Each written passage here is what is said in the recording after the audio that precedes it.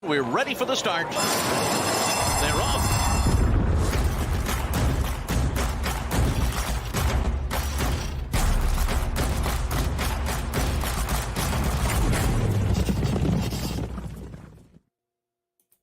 And hi again, everybody. Jeremy Plonk, Jeff Siegel with ExpressBet First Call. We are on the air for a big weekend of racing. It's Whitney Week at Saratoga. It's the second biggest weekend of the year, only behind the Travers. But don't tell that to the handicap division. We've got some of the best older horses in the game going this weekend, Mr. Siegel. And if we want to talk 3-year-olds, it's also Derby Day in West Virginia, so a lot to talk about.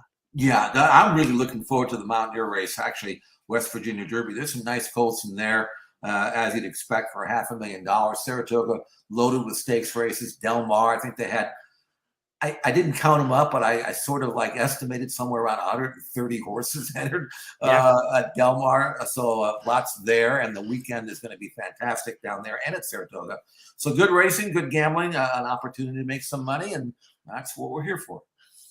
Well, we're not going to waste any time. Let's get to the handicapping, everybody. First up, the West Virginia Derby at Mountaineer on Saturday, 1 1/8 big pot here of $500,000 for the 3-year-olds going 1 1/8. Brad Cox has gotten to be a regular customer in the panhandle of West Virginia, and he's back. He's got the shipper in, Homebrew, who's going to be a strong contender in here as Cox returns to Mountaineer with another top flight contender. We the People, the horse who was one of the hot shots going into the Belmont Stakes, 4th place finisher in that one after setting the pace. You got Skippy Longstocking, who was 3rd in the Belmont. Simplification, the winner earlier this year of the Fountain of Youth Stakes. And King Ottoman, the winner of the Texas Derby, and last out 3rd in the Indiana Derby. So there are some credentials amongst this field of 7, Mr. Siegel.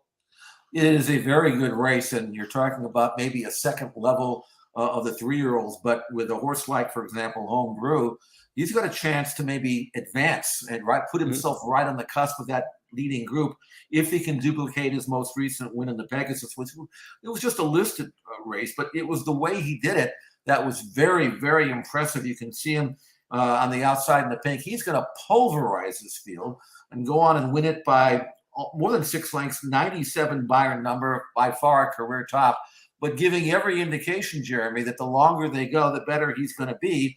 Right. And really, if you look at his form, he's got one bad race, and that was in the slop and the Smarty Jones. Draw a line through that, and he's pretty salty. I think he has a very good chance to take this raising class and win again. We the People, obviously, 2-1 in the morning line is going to be the favorite, or at least I think he will be, coming out of the Belmont. Before that, the Peter Pan win. And he'll be in front, but I don't think Homebrew will be too far behind. That's why I'm going to go with Homebrew to win for Brad Cox. You know, this one's kind of in the hands of the weatherman, I think, a little bit. You know, when you look at the form for Homebrew, he's 4 for 4 on fast tracks. His 2 defeats came when there was a little bit of moisture. You look at We the People, and he freaked on a wet track. I know it was just listed as good, but that was a wet track when he won the prep for the Belmont Stakes in the Peter Pan. They're calling 50% chance of rain on Friday at Mountaineer, 50% chance of rain on Saturday. I can't give you a lean. 50 is 50, Jeff, but I'll tell you this. If it's wet, the lean probably goes to We the People. If it's dry, the lean to me strongly goes to Homebrew. So I'm going to keep an eye on the sky and an eye on the tote board on Saturday at Mountaineer when I handicap this race. No, obviously that's part of the equation, and we're not sure what's going to happen.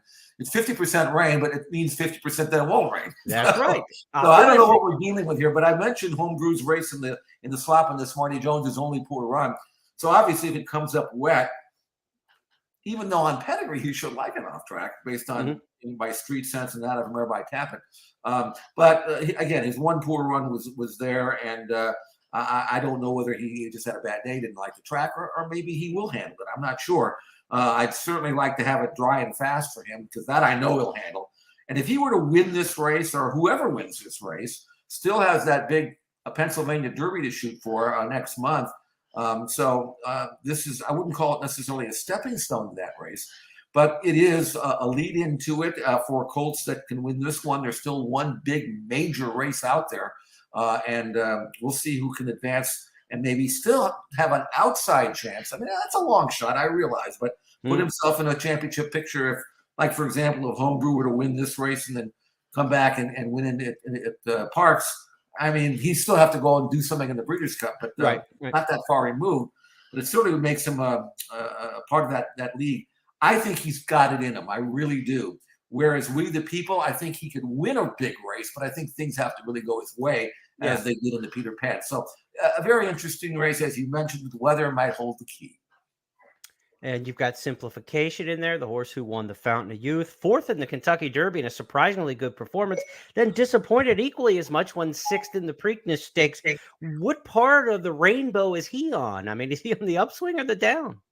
I don't know. I mean, that's the thing. The horses go different directions here, so I'm not really sure with him. But I'm pretty sure that Homebrew is on the right path. So that's why I'm going to go. Yeah, I'm looking for a fast track, and I'm looking for Homebrew on a fast track to roll by him. I'll be using him pretty heavily in the multi-race wagers there at Mountaineer. Of course, we've got multi-race wagers this weekend with $25,000 in hit and splits to offer, including that pick 4 at Mountaineer that includes the West Virginia Derby. Let's look at this $25,000 weekend hit and split lineup from Express Bet and First Bet. Saratoga's late pick 4 on Saturday. Gulfstream's late pick 4 on Saturday. Got a late pick 4 at Del Mar and at Mountaineer, as we just talked about. $4,000 hit and splits at Gulfstream, Del Mar, and Mountaineer. We sweeten the pot a little bit even more with a $5,000 hit and split at Saratoga in their late pick 4 on Saturday. A couple of those at Saratoga and Del Mar for $4,000 a piece on Sunday. Hit and split simply means this: if you hit the pick 4 during those wagers, you get not only your pari-mutuel winnings when you bet with Express Bet and First Bet, you also split $4,000 or even $5,000 on that Saratoga Saturday late pick 4. You'll split those winnings just with people on the platforms at Express Bet and First Bet who also win. So take down the pari-mutuel money and add a little cash to your coffers as well.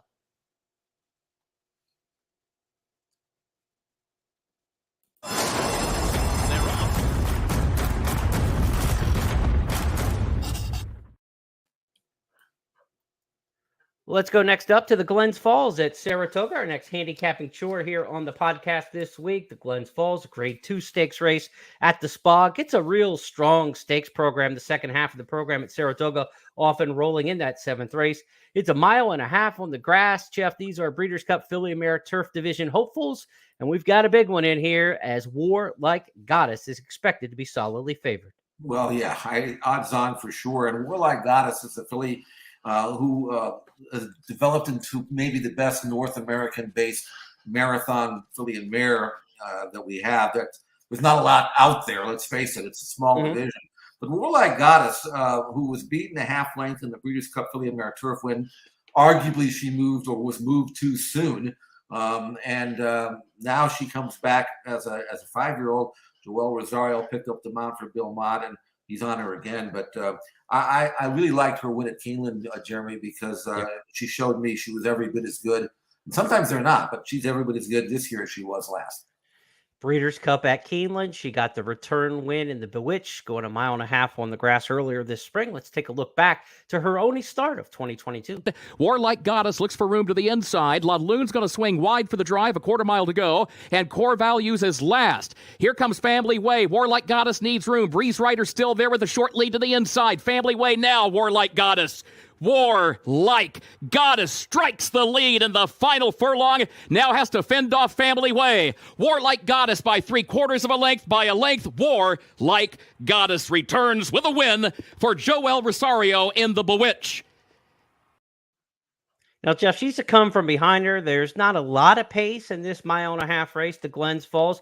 I think Virginia Joy may go to the front for Chad Brown with Irado Ortiz. Maybe Key Biscayne under Junior Alvarado. One of those two, maybe hold on for the Exacta. Is this one where you can kind of see a slow pace, but she's still good enough to go by?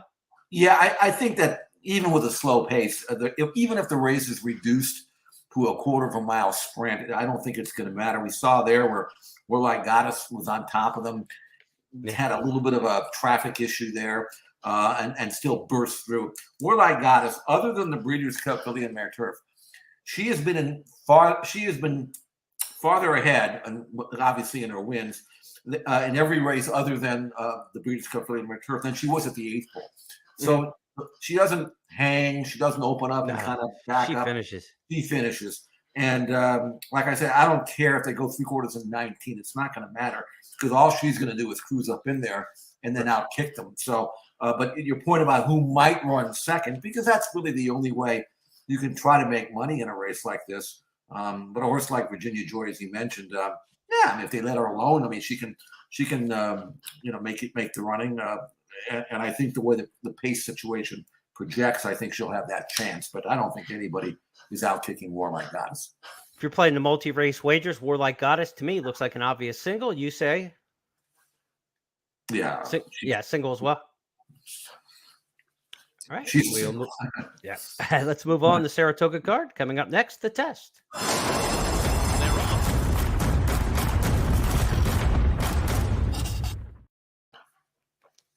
Test stakes, 7 furlongs for the 3-year-old fillies, $500,000 here. We've seen some good ones run dazzling performances over the years in the test, Jeff. And with this field, we've got a filly who's just put up dazzling performance after dazzling performance coming into the test. That's Mataraya. She's got the rail.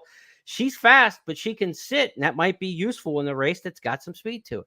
I think she can lay fairly close, but this is a weird race in the sense that we expect in a race like the test, and we've seen it over the years, where you have like 4 or 5 Matarayas in the race, of that level. And now this race, it looks like they have just one, and that's her. Yeah. The rest of them, I mean, they're nice fillies and all that, but you don't. For example, Hot Peppers, who just won the Victory Ride, did so with a 74 buyer speed figure. I mean, that could lose a lot of maiden claiming races. So, yeah. I mean, the competition is almost non-existent for Mataraya if she shows up with anything close to her best. And the way she's been training, Jeremy, I expect maybe the best she's ever given us. Yeah, she's one of these fillies, even going back to when she showed up at Keeneland in the spring in the Beaumont. I thought, man, she's caught some easy fields, you know?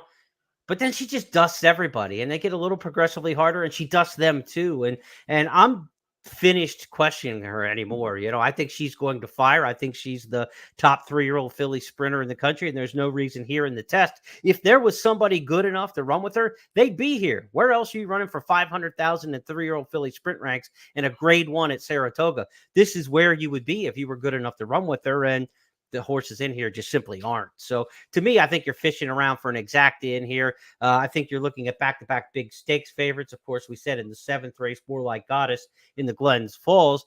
Here in the 9th race, the test, I think it's obviously Mataraya. I thought maybe for the exacta, Sterling Silver, the 2 in here, or Chi-Town Lady. Chi-Town Lady looks like one who can pick up some pieces late and maybe be left to go at a price.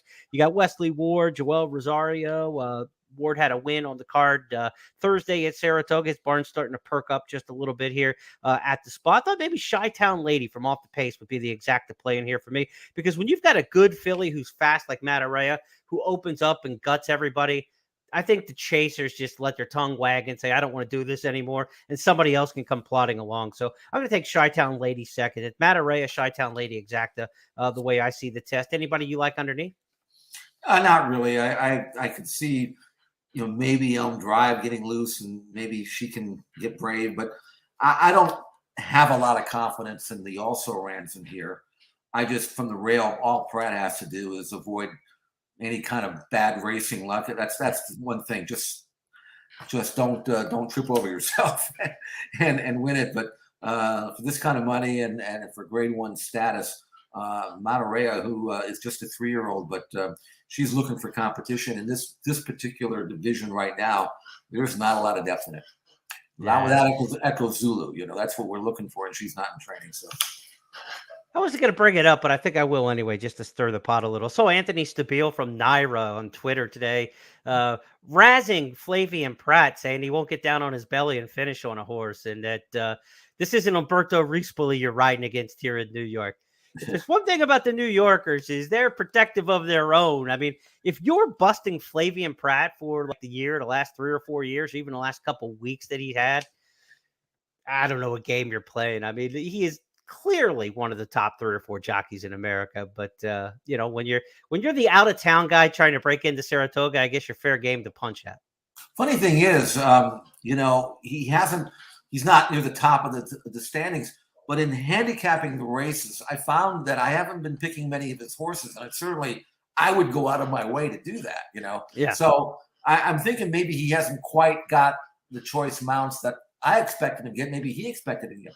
But I can tell you this: when I have picked him, he has delivered. So personally, I have no issue, but other people might have a different opinion. I think he's got 12 or 13 winners at this point, and like 9 of them have paid $7 or more. So it's not like he's got a bunch of $3 winners among the ones that he has. But he is getting a lot of Chad Brown mounts, and I guess you just assume if you're riding for Chad and as good as he's doing, that that you're just a rubber stamp to the winner's circle. But he may not be getting the best Chad Browns yet, though. So he's getting some of them, but not all of them. I would love to suck as bad as Flavian Pratt. By the way, that's the criticism that I have in life, that you're only as good as Flavian Pratt, I'd be pretty happy with that. I have it on pretty good authority, by the way, that he is going to come back for the fall Santa Anita meeting and then maybe Hollywood and then ride out here next winter. So we haven't lost him yet. All right. We shall see. Like him, so. More stakes action to come from Saratoga.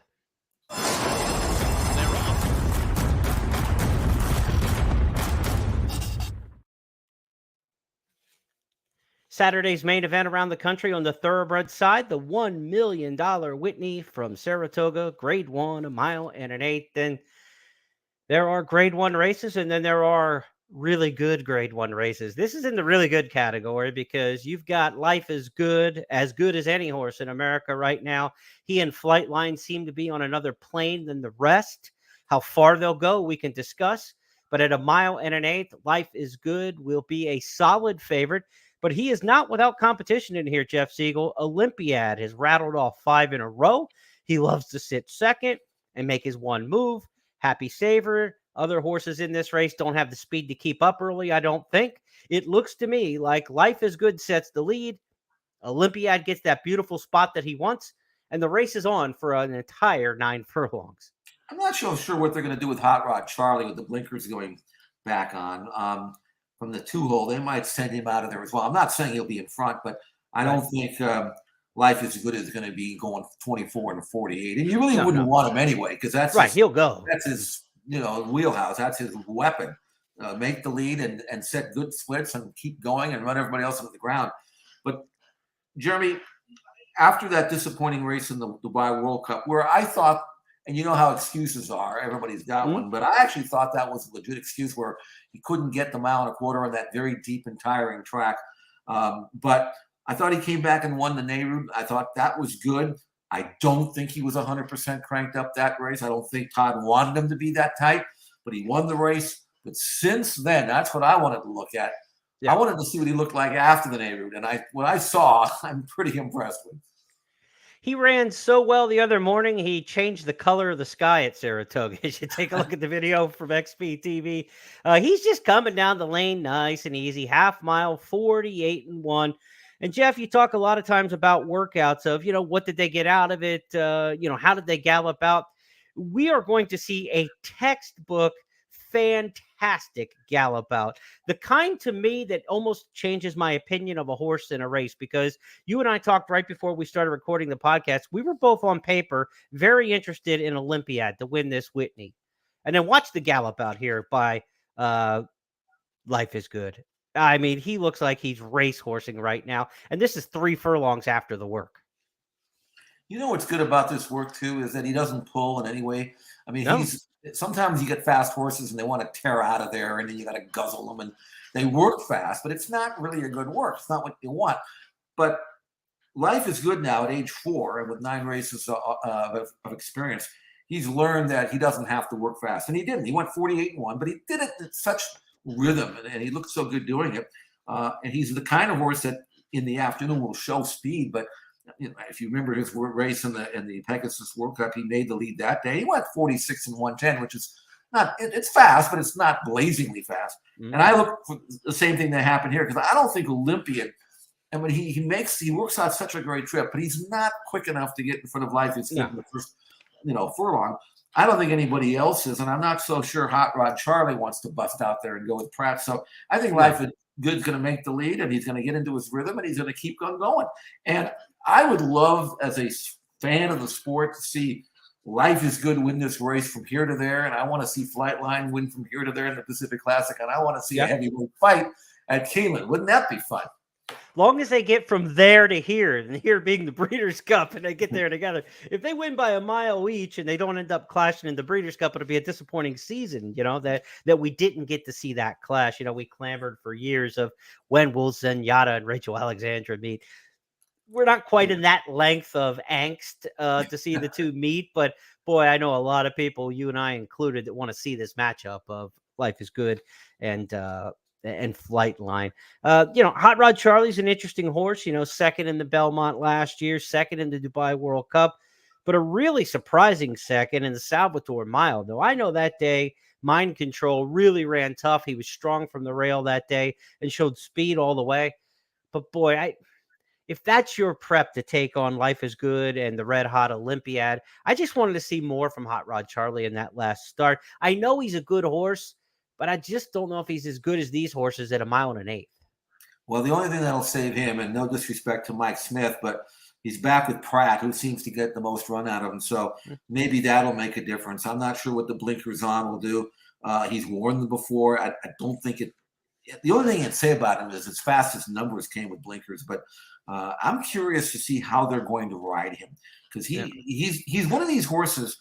He's not really a closer. I mean, if he's 5-6 lengths off the lead, he doesn't really punch it. He needs to be right in the fray every step of the way. So if I'm Pratt, I'm thinking, I want to win this race, and I can't take him back and make a run. He's just not that kind of horse. So does he gut up inside and keep Life is Good busy early? I don't know. It's a race within a race, and that's what makes this race so intriguing. If he does, then obviously it's gift wrapping for Olympiad at that point, right? I mean, because that's exactly what Olympiad wants to do, is make that first overrun and pounce.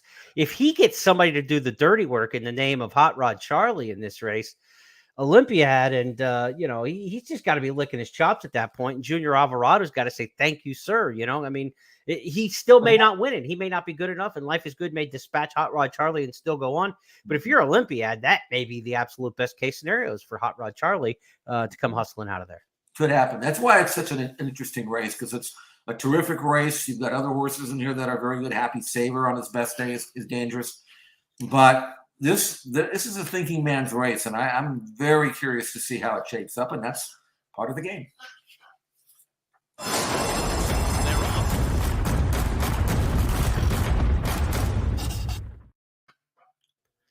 To Saratoga on Saturday for the final of 4 stakes races that we'll look at here on the First Call podcast, race number 11. It's the Saratoga Derby Invitational, $1 million for the 3-year-old turfers. And we've got ourselves a big field to look at in this one, Jeff, where I got the Oaks field up there. Hang on one second. Let's get that Saratoga Derby up there. Here we go with the Derby field. Derby field has got a field of 11, as we've commiserated over the course of the Saratoga meet. A lot of great races with short fields and weren't necessarily great betting opportunities. This is one of the better betting stakes races for sure among the grade ones that we've seen all meet long.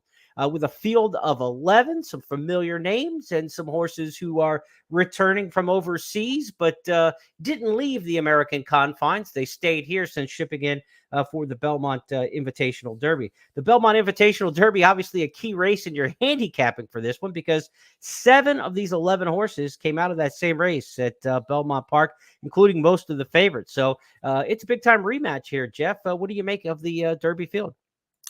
Actually, I went with a newcomer because I saw 7 horses coming out of the same race. And the race itself was won by a big long shot. So I don't know if it was a great race. Classic Causeway. He won the race, and he was game. I'll give him credit, but he was not hanging on for dear life in the final 50. He was holding sway. I give him credit for it. The 48 half was relatively slow, but the opening quarter was 23 and small change, so he earned it. Now you throw in Emmanuel in there; he's not going to wait around for anybody. So this race has the potential of going 1 mile and 3/16, even though there was a pretty long run to the clubhouse turn. That opening quarter should be soft, but you never know. I went with a fresh face here. I don't know if he's good enough. I went with number 6, Annapolis. He's untested for sure against this level of competition, although he did win a grade 2 as a 2-year-old, and then he was second in the Penn Mile on real soft ground. Then he he won. But he's a Warfront Crow trained by Todd Pletcher. He's going a mile and 3/16. He's never been this far. He's got to turn a foot. I mean, he can quicken. Yep. And I'm just thinking, here's the thing. He's made a forward move in every one of his races, and I think he's got another one in him. So based on his win in the Manila, which was, I thought, very good, maybe he's good enough to take that step up in class and pull off a mild surprise. Let's show the fans that Manila Stakes that we're talking about. Annapolis here going to be coming on the outside for the victory. The field is at the top of the stretch. It is Shansu, Boston Tea Party, Coinage. Annapolis is now coming on through as they come down for the 8th pole. Annapolis now kicking in here in the stretch. It is Annapolis with a quick brush there to take over the lead. Coming for home, it is Annapolis, and he did not disappoint today. Annapolis won by 3.5 lengths. Double Clutch came from last to get second. Ready to Perform was third, and the mile on the widened turf, 1 minute, 32 and 4/5 seconds. Jeff, I wanted to leave some of the gallop out in there because the horse finished up well past the wire. We're stretching out from a mile, going to the mile in 3/16. And, you know, the dam, My Miss Sophia, was really good, but she was like a miler, and she was a really good miler for Todd Pletcher on the dirt. Annapolis obviously handles the turf well, gets that from the sire Warfront. No question about that. It's about the mile in 3/16 and how the distance will shape up. But I will say this mile and 3/16 is going to be run almost like a dirt race in a lot of cases, because I think of those two dirt speed horses, you know, Emmanuel and Classic Causeway, who found themselves on the front on the turf last time and were able to pull upsets. Now they're both in there together. And so we're going to get a legitimate pace in this race between those two.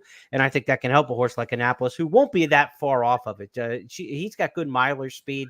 I don't think he'll be that far off of it. What do you make of the Europeans in here? Nation's Pride, Stone Age, both getting rider changes. Nation's Pride going from Dettori to William Buick, and then Stone Age going from Ryan Moore to John Velasquez. I always like to see an American rider take a foreign horse on one of our home tracks here. So I kind of like Stone Age a little bit. You know, I had the 12-hole last time. Not a much better post-position draw in here from the outside again, but I like John Velasquez taking over on a horse like this for Aidan O'Brien. What do you think of the Europeans, their chance to rebound? The thing about Stone Age is that he was actually a front runner overseas, and I don't think he needs to lead to win or anything like that, but in the Belmont Derby, he was like way, way back. I don't know how he got that far back. I'm saying, what is he doing way back there in traffic? And he made a pretty good run. Of the Euros, I think Stone Age is was the best going in, and I think he's the best coming out.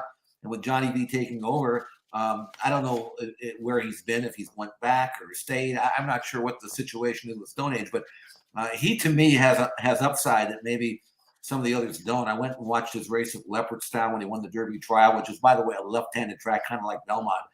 Mm-hmm. Boy, he looked good in that race, and that's one of the reasons why he was actually very well backed in the Epsom Derby. He didn't, he got beat that day, but Desert Crown and those kind of horses, West over there, 100 lengths better than this group. So, right.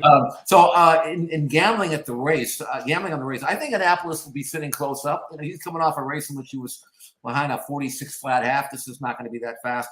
He'll draft in right behind them. But if Stone Age can somehow manage to get to a point where he's sitting in the second flight right behind the leaders, he is going to be awfully tough to beat.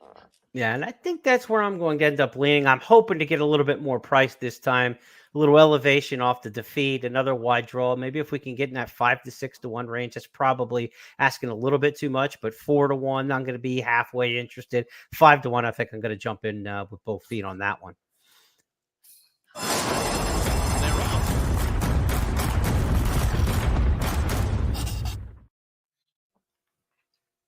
Saturday evening at Del Mar, the Grade 1 Clement Hirsch will give a filly a win and you're in for the Breeders' Cup Distaff. The fillies and mares here running for $400,000 over a mile and a 16th. And Jeff Siegel, we've got a good field down at Del Mar for this one. I know Blue Stripes, a filly that mare that you've liked some this year. She Dares the Devil, the defending champion in this race. Soothsay, welcome back after 13 months. Private Mission in Baffert's got plenty of speed and has run well over the track down there. And Desert Dawn, third in the Kentucky Oaks, the 3-year-old filly going to take on the older horses. This is a nice cast of 7 for the Clement Hirsch. It's a good race, and I ended up picking Desert Dawn because I could be wrong about this, but I'm envisioning a pretty quick pace. Yeah. Here. I mean, Private Mission likes to go to the front or lay close up. Sure. You've got She Dares the Devil, who's never going to be too far behind. I mean, No. at the end of the lead, she's going to be thrilled, but I don't think she will. Then you got Peter Miller throwing in Samurai Charm, coming out of sprints.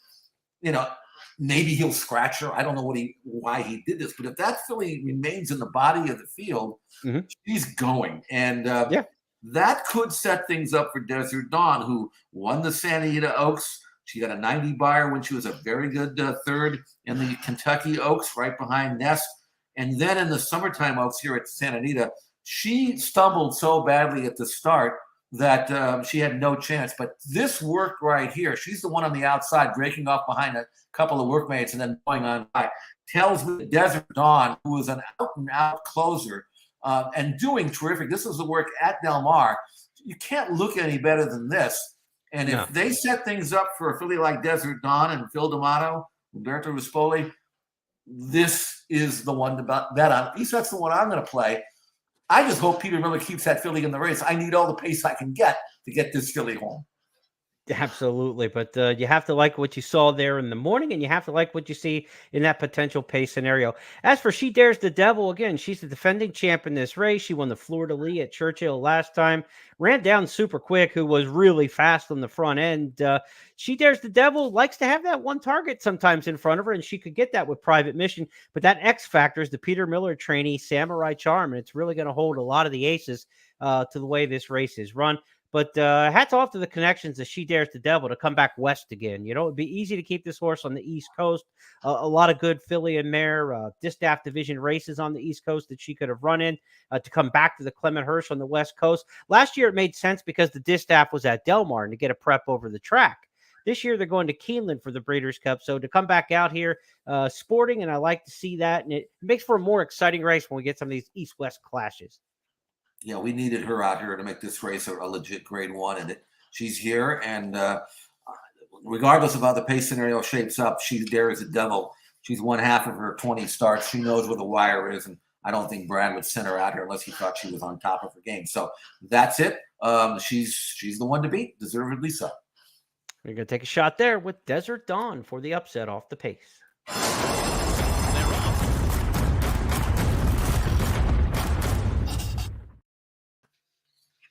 Sunday stakes races to listen to on the podcast here this week. Express Bet, First Call podcast as we look at Sunday's Saratoga Oaks Invitational, a mile and 3/16 on the turf. The boys got their chance in the Saratoga Derby Invitational on Saturday. A big field for the boys. For the fillies, not so much. Just 6 of them showing up here. Chad Brown's got 3 of the 6. We've said that many times in 2022, where Brown has a strong percentage of a field, especially in these filly and mare turf ranks.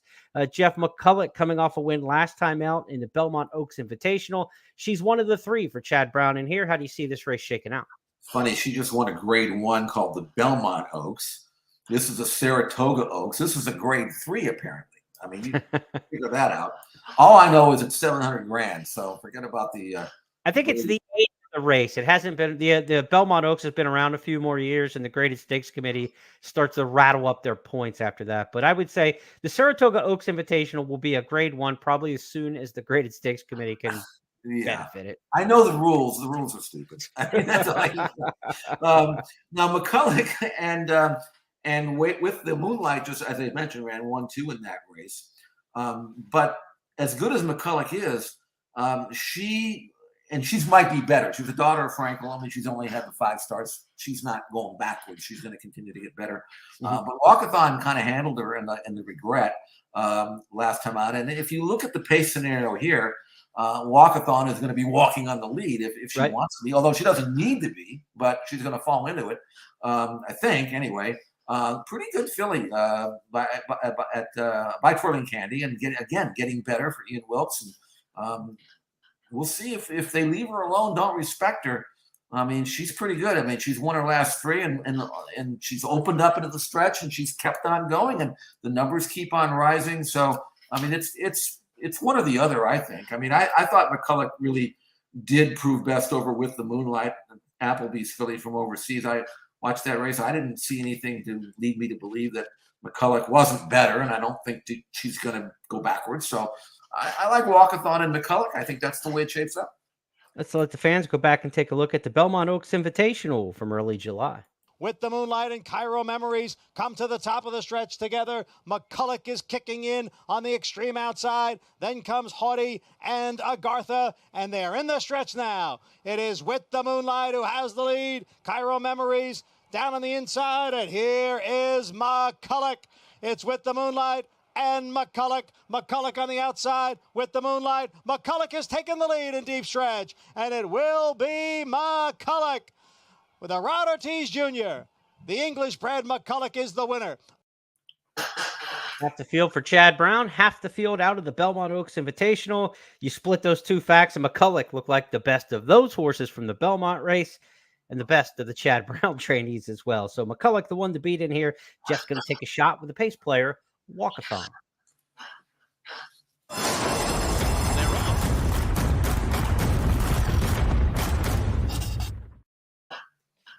Final stakes race of the weekend that we'll look at on the First Call podcast is the La Jolla Handicap, grade 3, $150,000. These are 3-year-old turfers at Del Mar on Sunday with an eye towards the big races, the Del Mar Derby, a little bit later in the meet. And we've got a field of just 6 here at Del Mar. As big as the fields have been and as big as the fields are all day Sunday, this is like the only race on Sunday's card without 10 or more starters in it. We've got 6 going in the La Jolla, Jeff. They moved it up to race number 5 to keep it out of the Rainbow Six sequence. There is not a standout in this race. In fact, there's not really even like a defined turf stakes performer. This is a little bit of a mixed bag of a field. I wanted to like Armagnac here. I really did. I mean, if you look at his form, 2 races back, he made the running and he kept on going. He made the pace in the Preakness. He faded there. And I thought, he's out of a lemon drop kid mare. Maybe he'll like the grass. So I went and watched his turf work on XB TV. We're not going to show it here, but you can check it out at XB TV if you want to see it. Mm-hmm. You're not going to see much, I can tell you that. He was by himself, and then he kind of, he wasn't really being asked, but he wasn't real happy out there. His stride wasn't fluid. He was kind of looking around. And then at the top of the stretch, he caught up with a couple of horses that were in front of him. And I said, okay, finally, he's going to get his concentration going. He's going to see horses. He'll accelerate. I said, this is great. But he didn't accelerate. He just said the same thing. He just kept idling along. He didn't have any desire to go and catch those horses. I'm saying that horse doesn't look like a horse that wanted to move up on grass. So, boy, I just wish he had finished in a rally and nothing. Right. So I can't pick him. And the rest of these horses, Stay in Kotai, I mean, his win was nice. It was an allowance win off the plane. 2 weeks ago. Yeah, I mean, but he got through every step of the way, saved every inch of ground, won a first-level allowance for 3-year-olds only, got up in time. Nice win, not much of a figure. I don't know how good he really is. Perfect Flight comes in after winning a maiden claimer at Churchill. That's no big deal. Cabo Spirit is a one-pace grinder. I mean, he's a first-time gelding, but he just kind of stays in the same place all the time. And Grit's Wit, who won a $50,000 race 2 races back, only because the leader, who was going to win the race for fun, took a bad step and had to be pulled up. So he won that race by default.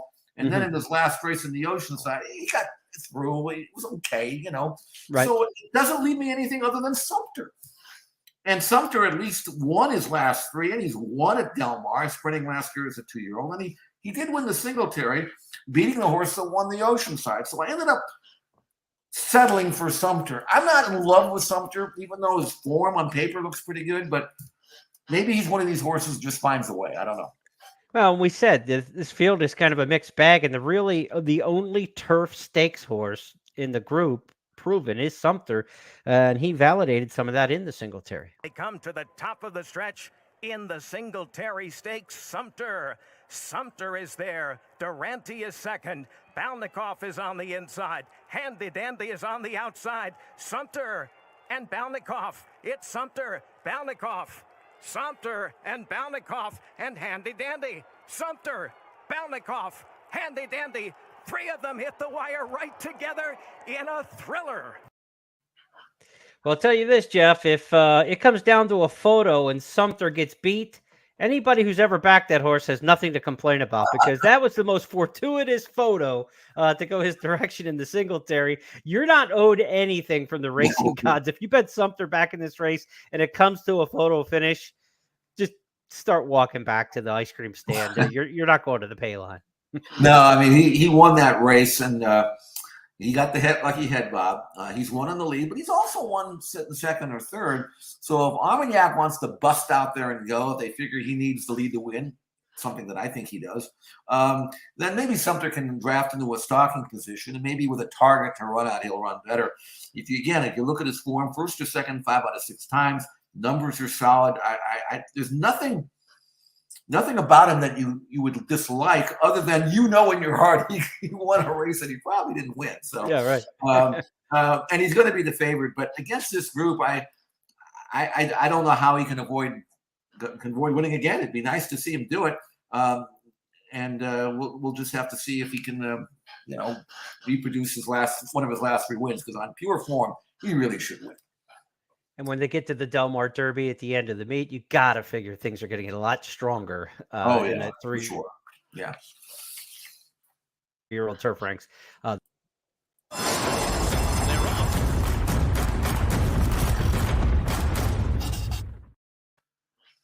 Time now on the First Bet podcast, the First Call podcast, where Jeff and I take a look at the first edition of the Breeders' Cup Classic Future Wager. There's a pari-mutuel future wager offered at ExpressBet and First Bet over the course of the weekend. It'll be offered Friday noon through Sunday at 6 p.m. with 24 wagering interests, much like the Kentucky Derby future wager, all the same kind of rules. It'll be run pari-mutually at ExpressBet and again on the First Bet app. And you can take a look at the 24 individual wagering interests with the morning line suggested odds with them. There is an all others category for this as well, like we see at Derby time. But when you talk about it's already August, there's probably one more prep for these horses before the Breeders' Cup. To get beyond the 24 and hit an all others and win the Breeders' Cup Classic is probably a bit of a stretch. John White, our blogger at expressbet.com, in his weekly blog on Wednesday, put out his list of horses that he's keeping an eye on for this year's inaugural edition of the Breeders' Cup Classic Futures. He's got 5 to keep an eye on. Charge It, a big-time winner of the Dwyer. Epicenter, just coming off the victory in the Jim Dandy last week. Country Grammar, looking to bounce back after a defeat at Saratoga recently. Cyberknife, the winner of the Haskell at 30-1 in the morning line. And Taba, 30-1, was the runner-up in the Haskell. So John's given a decent lean in here, Jeff, with 4 3-year-olds to give some consideration to, because when it comes to a future wager like this, you're not necessarily looking for the best horse. You're looking for the best price, right? I mean, Flightline or Life is Good, we'll see his race this weekend. They could very well be heavy favorites for the Breeders' Cup Classic, but they've got to get there. And do you want to take a short price this far out on either one of those two? No, you don't. I mean, that's not the purpose of a future bet. You Right. want to find a long shot that maybe is 30-1 and maybe will be half that or a third of that, and you get some value there if he goes on and does something, if they go on and do something. But I mean, what's the point of taking? I'm not saying taking, because this is just a morning line. You don't know what the price is going to be, but Right. you would never take 3-1 on Flightline. I mean, what's the edge? You're taking 3-1 now as opposed to how short do you think he would be? 4 to 5, even money? I don't know. I mean, on the race day, what's the big deal? Where's the savings there? Even 7-2 at Life is Good or 9-2 at Olympia. However, if you can start getting 30-1 on horses like Cyberknife or Taba, I mean, they could be half that on race day, or maybe even a third of that, or less than that if they go out and do something. So that's what you got to look for if you want to play this bet. Go for the 20, 30-1 shots. That's where the value is. And you've got like the long shot with Nest, would she potentially cross over divisions? That's a gamble. That's not the kind of thing I would take the risk on. If you do, you got to kind of inflate for the improbability that she would even be in the race. So you want to jump your price up if you're looking for a horse like that. But do you want to read more about the Breeders' Cup Future Wager? Be sure to check out John White's blog at expressbet.com. and at news.first.com. So we've got a lot going on this weekend, Jeff. It's Hambletonian weekend for our harness fans out there. Huge race at the Big M. I've had the pleasure of being there a couple times in the past doing fan education events at the Hambletonian. A great event. Our harness blogger, Al Samaglia, has got you covered. He's got an intro to the field posted right now on all the news sites at First Bet and Express Bet, and Al will come in on Saturday with his picks and his pick 4 ticket for the Hambletonian. So you definitely want to follow what Al's got to say for the Hambo this weekend and bet it with Express Bet and First Bet. Should be an outstanding race in New Jersey, and it's the biggest race of the year on the harness calendar. And if you're not a harness player, but you're going to just check in on one race a year, the Hambo's the one, Jeff. Yeah, I used to work Western Harness back in the 70s. And it was great. We had night racing. We had it was in November, no thoroughbreds at the time, so I was hired to work that and really got into it. I mean, there was I mean, I saw Albatross and those kind of horses, and it was fun. So I don't follow it that much anymore, but Hambletonian certainly is worth watching.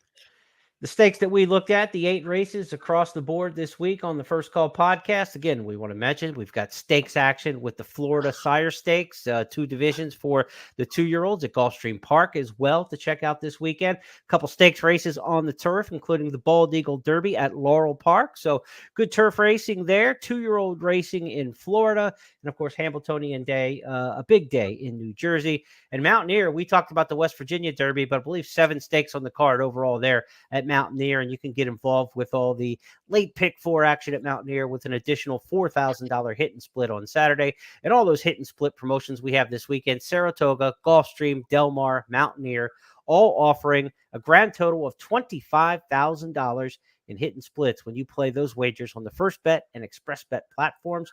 All you got to do is take down the pick 4. It's not that hard, Jeff, and you add a little extra money to your bank. Piece of cake.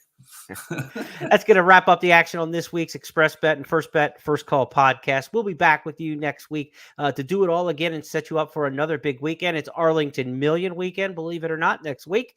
So we'll talk about that race. But between now and then, be sure to check us out on Tuesdays when It's Official. It tells you about 5 key topics and talking points from the previous weekend. Jeff and I will review this big Whitney weekend on Tuesday on It's Official. Join us then. Talk to you next time.